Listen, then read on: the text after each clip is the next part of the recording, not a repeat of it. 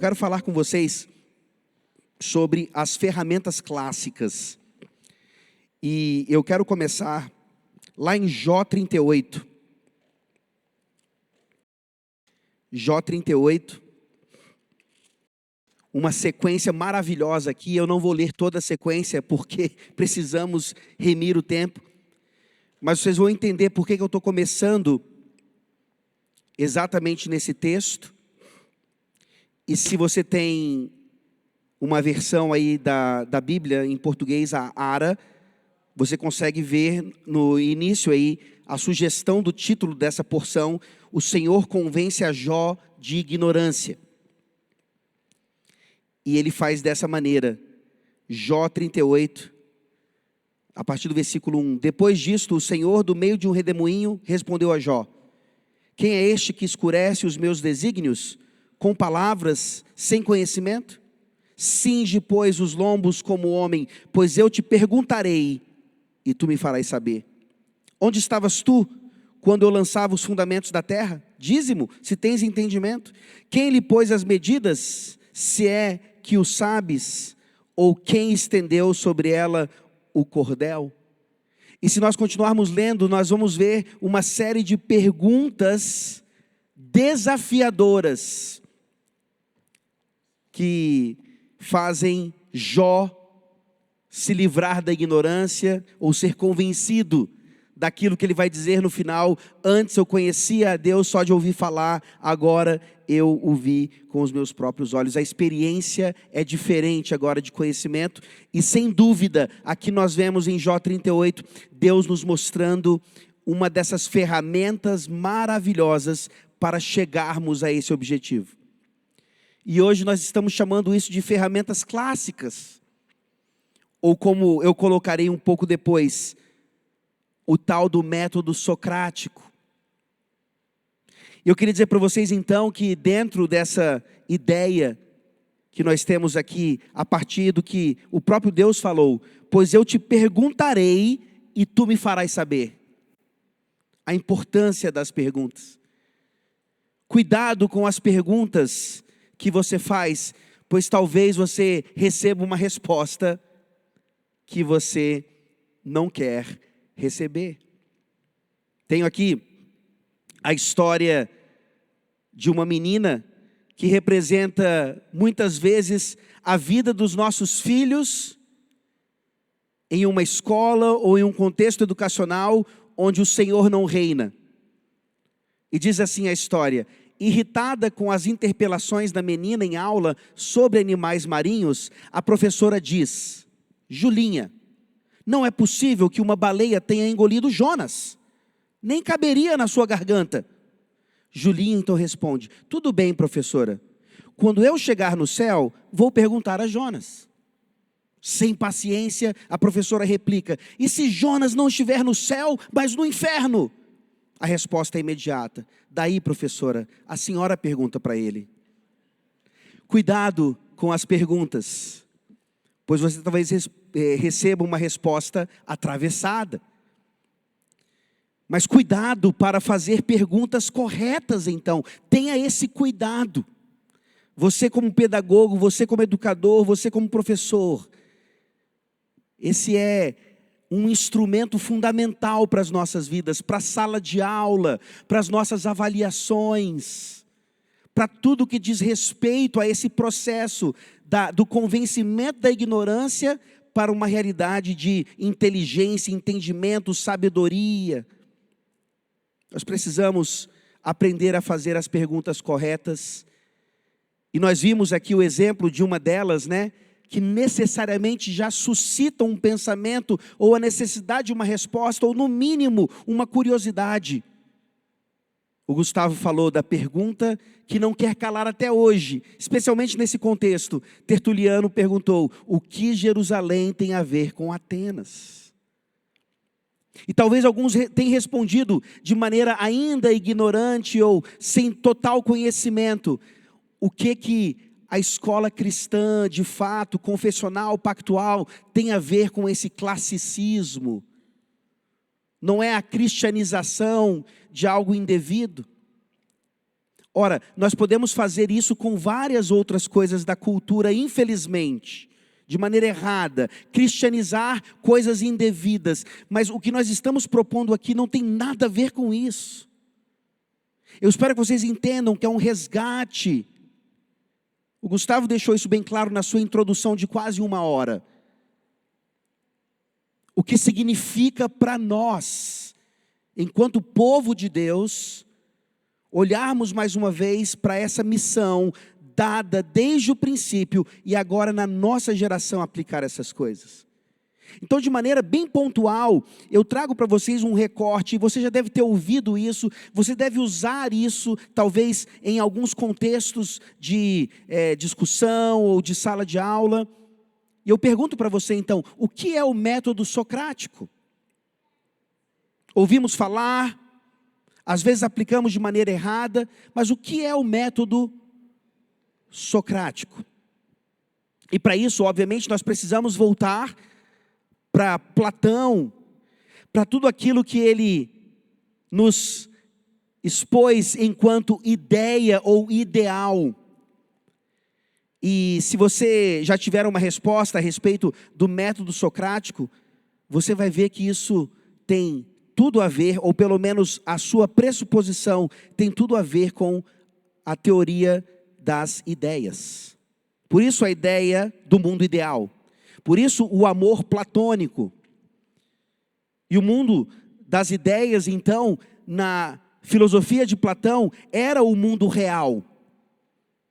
Era onde as virtudes estavam, seus conceitos e tudo mais. E tudo que era apreciado ou experimentado aqui nesse mundo era apenas uma sombra disso. É o reflexo lá da sua alegoria, sobre a qual nós comentamos ontem. A realidade então para o homem eram apenas sombras, até que um descobre a luz verdadeira e tenta libertar aqueles outros. Esse é o mundo então físico para Platão, apenas sombras. Isso não é uma cadeira real. A cadeira real está lá no mundo das ideias. Isso é apenas um reflexo ou uma representação daquilo. E nós vemos então Platão ensinando essas coisas, supostamente também tendo ali Sócrates como algo ou alguém verdadeiro, e aqui eu trago um pouco de curiosidade para você, para pelo menos talvez pesquisar um pouco sobre isso também. É bem possível que Sócrates nem sequer tenha existido, que Sócrates seja apenas um personagem na própria cabeça ou mente de Platão, para que ele pudesse, por meio desse personagem e dos seus diálogos, expor então a sua teoria. Que ele ensinava então na academia de Atenas. E até esse nome é interessante, porque quando nós falamos hoje sobre academia, principalmente no contexto brasileiro, primeiro nós pensamos sobre um lugar onde se faz exercício físico. E talvez se você levar para a área da educação, você pensa na academia ou no acadêmico no nível universitário. Mas queridos, a academia na verdade já é aquilo que é feito desde a mais tenra idade, no resgate da paideia no Senhor. E é por isso que se você já teve uma experiência fora, principalmente nos Estados Unidos, aí você entende que academy já é uma palavra relacionada até mesmo ao ensino infantil das crianças. Tá? Tem até uma escola em Recife que tem essa herança também dos Estados Unidos, que se chama Academia Cristã. E assim nós vamos vendo como a academia então de Platão, pelo menos em termos de nome, ainda nos influencia nesse sentido, e porque havia então um grande investidor naquela época que ajudou Platão nisso. A academia se encontrava, né, ela começou a acontecer ali nos jardins de Academos. Academos, um homem próspero da época, abriu parte da sua propriedade para que ali então eles construíssem algo parecido com aquilo que o Gustavo mostrou aqui. Não, acho que não. Mas hoje nós precisamos dos academos. Nós precisamos de homens, mulheres com recursos para que então as academias de Cristo continuem sendo organizadas e assim aplicando toda essa experiência. Então, esse recado é para você sim. Se você tem recursos nesse mundo, você tem que ser um investidor. Não há opção para você. Calvino dizia isso claramente. Aqueles que são prósperos nesse mundo, sem dúvida alguma, podem e devem usar isso para seu bem-estar também, mas para investir no reino de Deus. Se você é um, ou se você conhece um, não seja tímido para buscar esses recursos para aplicarmos nessa experiência gloriosa. E assim, lá nos jardins de Academos, na academia de Atenas, Platão apresentava aquilo que deu base ao método socrático, né? A teoria da recordação ou anamnese. Olha que coisa interessante. E quando você, cristão, está na academia e apresenta lá uma tese baseada na revelação de Deus, nas Sagradas Escrituras, o seu professor imediatamente fecha a porta para você dizendo: aqui não é lugar de fé, aqui não é lugar de misticismo, aqui é lugar da razão. A sua fé, a sua religião, ela fica lá fora, ela fica na sua igreja, na sua vida privada. Aqui é público. Aqui o que reina é o cientificismo, é o racionalismo. Interessante que, quando nós olhamos para o platônico, isso exige muita fé. Não é muito científico ou empírico. E no final das contas, então, queridos, toda a sociedade, em qualquer situação, ela é regida por aquilo que nós escolhemos crer. Até o mais ateu desse mundo, ele decide crer nesse ídolo. E é por isso que ele vai viver, é a partir disso que ele vai viver. Por isso ontem, a verdadeira expressão é credo ut, ou credo ergo sum. Eu creio, assim eu existo. É uma razão bem mais pressuposicional nesse sentido. E aqui Platão então apresenta a ideia de que a alma é eterna. Percebam, Platão já falava de alma, já falava de coisas imateriais, e como essa alma é eterna, então esse conhecimento prévio da eternidade, ele foi esquecido. Agora essa alma, infelizmente, ela se junta a um corpo não tão digno assim, e isso impede agora que aquela alma tenha plena conexão com tudo que ela já aprendeu anteriormente. E vejam como isso se aplica no tal método socrático, num diálogo de Platão muito conhecido, Sócrates e Mênon.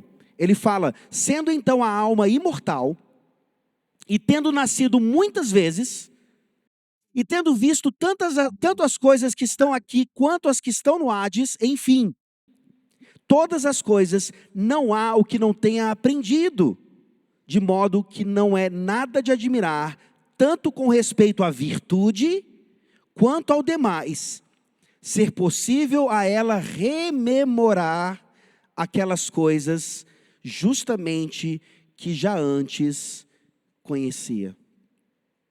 Se você não pegou aqui todos os aspectos de fé necessários para acreditar nessa teoria, eu vou resumir para você. Nessa suposta fala de Sócrates a Mênon, na doutrina da anamnese ou da recordação, existem alguns pressupostos religiosos: eternidade da alma, conhecimento meramente a priori, reencarnação e tantas outras coisas. Ou seja, a fé cristã e a sua revelação primordial, ela não é aceita, mas a fé platônica, a fé aristotélica, a fé baseada na sabedoria deste mundo, ela é aceita, com todas as suas incongruências e incoerências, até mesmo com o que nós falamos sobre empiricismo ou cientificismo. É porque no final das contas, todos nós vivemos de acordo com aquilo que nós escolhemos em que crer. Assim, nós olhamos para o pensamento de Sócrates, que obviamente era o pensamento platônico, e nós chegamos à conclusão de que não passava de uma superstição religiosa ou uma mera opinião. O próprio Sócrates continua isso no diálogo e ele expressa a inconsistência. Menon insiste em tentar conhecer as coisas mais a fundo, de maneira mais concreta, e Sócrates responde: perguntas se te posso ensinar, quando agora mesmo afirmei claramente que não há ensino, mas apenas reminiscência, apenas lembrança. Estás procurando precipitar-me em contradição comigo mesmo? Daí você entende melhor aquela frase que não é nada humilde, né? Uma frase famosa de Sócrates: só sei que nada sei. Ah, que humildade! Que homem sempre disposto a aprender. Não. Quando Sócrates diz isso, só sei que nada sei, é porque ele está na consistência, ou tentando ser consistente com esse pensamento, dizendo: é impossível que eu te ensine alguma coisa, porque na verdade o máximo que eu consigo fazer é que você então se lembre daquilo que você já aprendeu com a sua alma eterna lá no mundo das ideias. Por isso ele fazia exatamente aquilo que ele viu sua mãe fazendo durante muito tempo. Talvez você se lembre que o método socrático também é chamado de um método maiêutico. Por quê? Porque maiêutico diz respeito a aquilo que a mãe de Sócrates fazia. Ela era uma parteira. E Sócrates, então, ele devia ter visto sua mãe várias vezes ajudar mulheres a terem seus bebês. E, obviamente, a parteira, ela não tem o parto pela grávida. Quem passa pelo labor, pelo trabalho de parto, é a mãe. A parteira está ali, então, só ajudando, fazendo o que é possível, para que aquele bebê saia, então, ali, da melhor maneira possível. E assim era o método socrático, então. Ele não podia pensar pelo outro, ele não podia ensinar o outro. Ele fazia, então, como uma parteira, que o pensamento, mais uma vez, surgisse, a partir daquela alma, que por alguma razão havia esquecido daquela realidade. E assim você sabe, então, isso tem sido plenamente manifestado aí há anos já, que o método socrático, então, é esse método dialético que por meio de perguntas, e perguntas muito bem feitas, desafiadoras, que vão até a alma, fazem com que o aluno, então, não só participe da aula, esse é um grande objetivo de todos os professores, um mínimo de participação dos alunos, mas também que ele, então, atinja o conhecimento utilizando esse método. Nós vemos aqui, queridos, então, que essas filosofias ou esses pensamentos fora de Deus ou não a partir de Deus, eles representam superstição.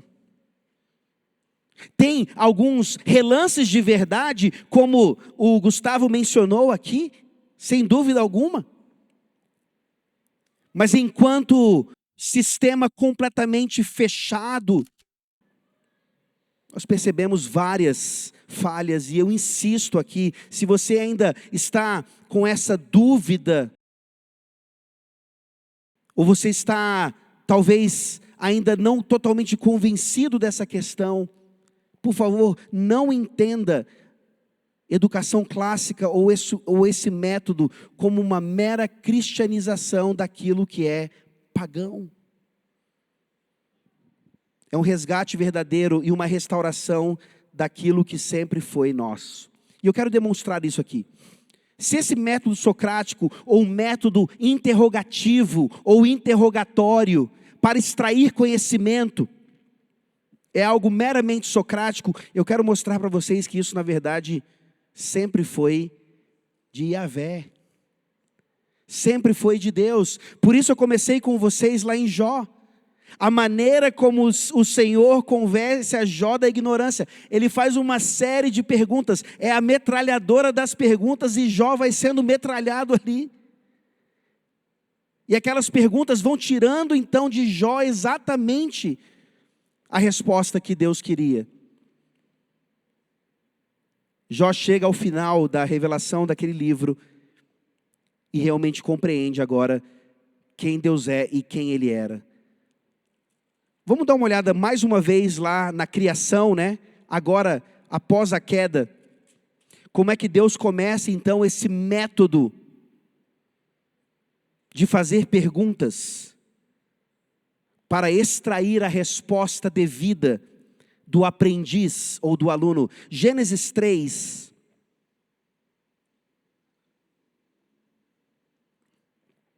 de 9 a 12, a queda aconteceu,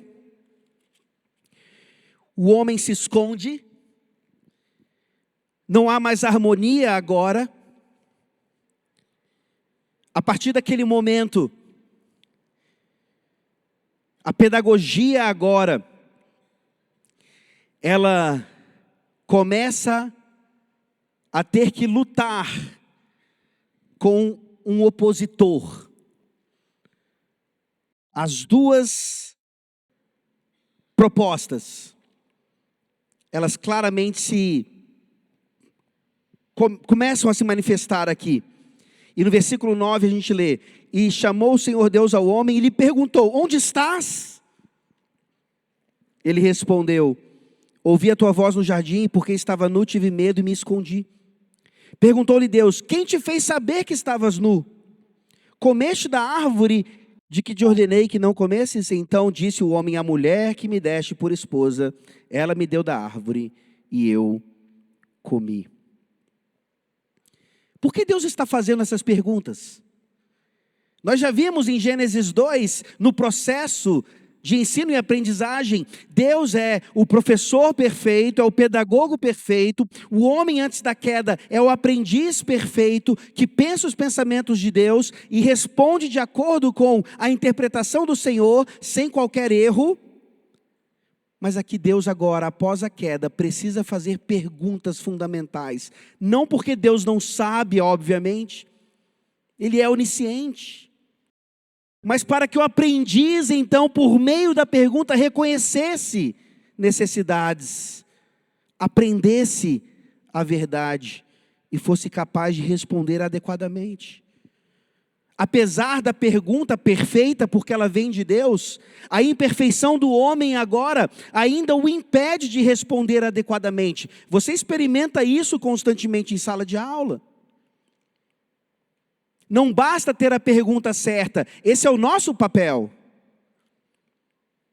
Mas ainda há o impedimento do pecado, ainda há o impedimento da ignorância, dos efeitos noéticos do pecado, né, na nossa mente. Por isso a tarefa educacional, ela exige muita paciência.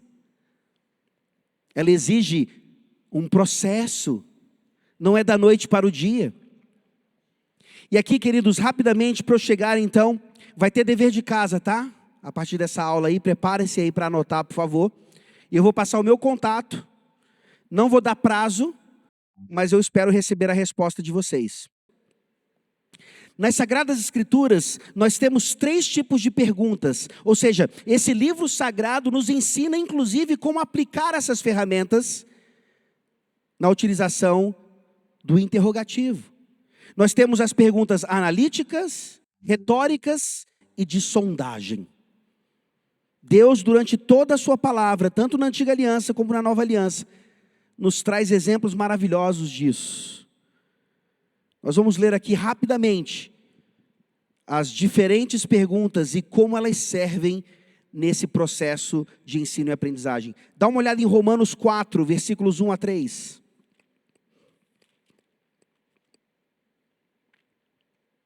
Romanos, capítulo 4. Aliás, se você ler Romanos, você vai perceber ali a capacidade magistral de Paulo em fazer essas perguntas. E certamente aqui, pela inspiração do Espírito Santo, ele se torna ainda mais magistral. Romanos 4, versículos 1 a 3, uma pergunta analítica. Que, pois, diremos ter alcançado Abraão, nosso pai, segundo a carne? Porque se Abraão foi justificado por obras, tem de que se gloriar, porém não diante de Deus. Pois que diz a Escritura? Abraão creu em Deus, e isso lhe foi imputado para a justiça. Ora, ao que trabalha, o salário não é considerado como favor, e sim como dívida. Uma pergunta analítica, então, que necessariamente vai auxiliar na resposta. Uma pergunta, então, que possibilita ao aprendiz o entendimento correto, ou a maneira como você direciona o pensamento. Ouvimos aqui, mais uma vez, de Deuteronômio 6, a questão do inculcar. E inculcar não é simplesmente dizer ao seu filho ou ao seu aluno como algo é, faz parte também. Mas fica ainda mais gravado na destreza do professor em fazer com que aquela informação seja inculcada por meio de uma pergunta. Eu garanto para você, isso fica de fato gravado no coração. Isso fica de fato de cor, memorizado. É um conhecimento não apenas aprendido, mas apreendido. Nós temos as perguntas retóricas, e essas são ainda mais poéticas num certo sentido, ou requer um pouco mais de destreza para fazê-las. Dá uma olhada, por favor, no texto agora de Isaías. Como eu falei anteriormente, nós temos isso. Aqui eu estou trazendo apenas alguns exemplos ao longo de toda a Escritura. Nós temos usos maravilhosos desse método didático, que não é socrático e sim de Yahvé. Se alguém tomou emprestado de alguém, foi Sócrates, ou Platão, ou outros. E nós, enquanto povo de Deus, precisamos fazer isso melhor ainda, ou melhor do que ninguém. Isaías, capítulo 4.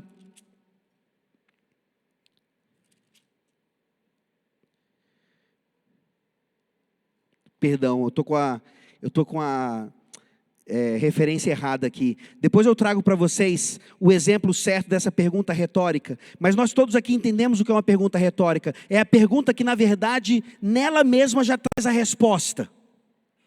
A pergunta retórica, quando feita de maneira criativa e definitiva, ela já faz com que o aluno tenha condições de saber exatamente qual é o raciocínio e o conhecimento correto. Aprendamos com Deus e com a sua palavra a fazer perguntas retóricas. E aí, talvez a mais desafiadora seja a pergunta de sondagem. Dá uma olhada aí, por favor, agora no Evangelho de Mateus. Mateus capítulo 22. Será que o nosso Senhor Jesus Cristo, enquanto pedagogo perfeito, sabia fazer uso de perguntas? Mateus 22. Em um dos encontros de Jesus com os seus inimigos, numa das tentativas de armadilha para pegá-lo, Mateus 22, 41 a 46. Reunidos os fariseus, interrogou-os Jesus: que pensais vós do Cristo? De quem é filho? Responderam-lhe eles: de Davi. Replicou-lhe Jesus: como, pois, Davi, pelo Espírito, chama-lhe Senhor, dizendo: disse o Senhor ao meu Senhor, assenta-te à minha direita, até que eu ponha os teus inimigos debaixo dos teus pés. Se Davi, pois, lhe chama Senhor, como é ele seu filho? O versículo 46 mostra a maravilha de uma pergunta assim, uma pergunta de sondagem, uma pergunta que revela não só o conhecimento verdadeiro, mas as artimanhas do coração. E ninguém lhe podia responder palavra, nem ousou alguém, a partir daquele dia, fazer-lhe perguntas. Em outras palavras, se você fizer a pergunta certa em sala de aula, você vai fazer com que os seus alunos parem de fazer perguntas desnecessárias. Esse também é um trunfo do professor. E assim, queridos, mais uma vez eu estou mostrando para vocês aqui como, na prática, o Senhor Deus, pelo seu Santo Espírito, nos faz resgatar todas essas coisas que talvez tenham sido, sim, desenvolvidas por pagãos, por ímpios, por aqueles que, apesar do pecado, ainda têm a imagem de Deus neles, e podem sim ser usados por Deus nesse sentido, mas não para serem os nossos professores, ou os nossos líderes, ou os nossos guias, mas para serem espoliados, para nos mostrarem então o que um professor cristão deve ser, o que um pedagogo cristão deve ser, no uso dessas ferramentas. Eles não sabem fazer isso para a glória de Deus, eu e você precisamos fazer isso para a glória de Deus. E assim, no Trivium, que nós veremos, se Deus assim permitir, de maneira mais detalhada, em um outro evento, em um outro momento, nós temos nessa arte da linguagem, a arte da gramática, a arte da dialética e da retórica. E para cada uma dessas artes nós temos um desenvolvimento de ferramentas que nos ajudam então, principalmente por meio de perguntas, a fazer o que cada discípulo, em determinados momentos da sua trajetória, se tornem então mais preparados, não simplesmente a responder às perguntas, mas a obter conhecimento, inteligência e sabedoria a partir daquilo. Então, a arte da gramática, por exemplo, traz os famosos 5 hábitos centrais. A maneira como você nomeia, observa, memoriza, expressa e sempre conta histórias para arrematar aquele conhecimento. Na arte da dialética, você tem os 5 tópicos comuns, que passam por definição, comparação, circunstâncias, relação e testemunho acerca daquilo que está sendo conhecido ou estudado. E finalmente, na arte da retórica, você tem os 5 cânones da retórica, que passam pela memória, pela invenção, pelo arranjo, pelo estilo e pela entrega. Aqui, os nossos alunos já estão sendo manifestados como aqueles que não estão necessariamente aprendendo como aprendiam antes, mas já estão sendo capazes, inclusive, de produzir conhecimento e expressá-lo da melhor maneira possível. É interessante, queridos, porque o uso de perguntas nesse sentido nos lembra algo tão fundamental para as nossas igrejas, dependendo da sua herança cristã, obviamente. Você já ouviu falar em catequese, não é verdade? Mas por causa da nossa experiência, da nossa cultura, da nossa paideia brasileira, talvez catequese não soe bem aos nossos ouvidos. Parece algo do catolicismo romano, parece algo arbitrário, tirano. Mas catequese nada mais é do que a aplicação do catecismo. E o que é o catecismo, senão uma série de perguntas e respostas que nos ajudam a compreender algo, ou ter algum tipo de conhecimento. E nós vemos então muitas vezes os catecismos simplesmente voltados ou direcionados para o ensino teológico. Isso é maravilhoso. Os nossos filhos precisam aprender teologia a partir do sistema catequético, a partir dos catecismos. Mas, queridos, o catecismo pode ser aplicado a qualquer coisa. E, por exemplo, lá na nossa escola, nós temos o nosso catecismo de latim. A professora vai ensinando o conteúdo, os alunos vão adquirindo o conteúdo, e uma maneira para eles adquirirem isso e serem avaliados em relação a isso é um catecismo. O que é o latim? Onde o latim era usado? Quais são as línguas agora que procedem diretamente do latim? E assim por diante. E assim, isso envolve também os pais. Os pais, então, agora, usando o catecismo para ver o quanto seus alunos estão aprendendo, os pais, ao fazerem isso, também estão aprendendo. Não é maravilhosa a forma do catecismo? Não é maravilhosa a maneira como nós vemos que quando um ensina, dois aprendem? Essa é uma das maneiras, queridos, de maneira bem prática, para aplicarmos essa questão. O método é divino, o método é bíblico. Muitos fizeram uso do método e receberam, inclusive, foram honrados com isso. Chegou a hora de finalmente pegarmos essas ferramentas e aplicarmos de maneira abençoada pelo Espírito Santo na vida dos nossos queridos discípulos, alunos e filhos. Por favor, anotem aí o dever de casa. E como eu falei, não tem prazo, mas eu realmente espero receber a resposta. E quando você me mandar então a resposta, eu vou te mandar aquela referência que eu anotei de maneira errada aqui no que diz respeito às perguntas retóricas. Faço mais, te mando uma lista mais completa desse compilado de perguntas analíticas, retóricas e de sondagem que nós temos na Escritura Sagrada. A partir das Escrituras, nós aprendemos a fazer perguntas que vão inevitavelmente levar os nossos discípulos a pensarem, a entenderem e a se tornarem sábios. Anotem aí, por favor, eu estou aplicando agora, na arte da dialética, os chamados 5 tópicos comuns. A primeira, então, é a definição. E a pergunta é: o que é a gramática no trivium? O que é a gramática no trivium? Ou seja, nós estamos aqui usando os 5 tópicos comuns para nos debruçarmos mais sobre a gramática. O que é a gramática no trivium? Uma pergunta que me leva à ideia da definição.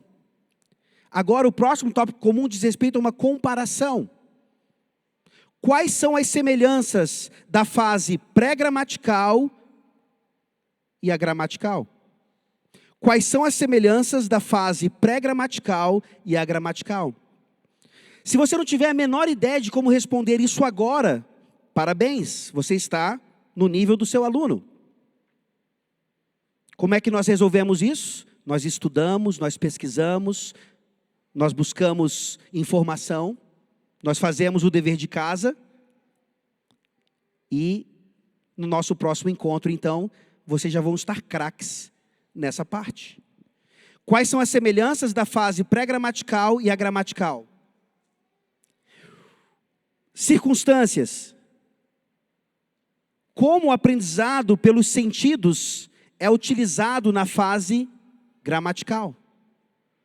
Como o aprendizado pelos sentidos é utilizado na fase gramatical? Como o aprendizado pelos sentidos, visão, audição, olfato, tato, paladar, como o aprendizado pelos sentidos é utilizado na fase gramatical?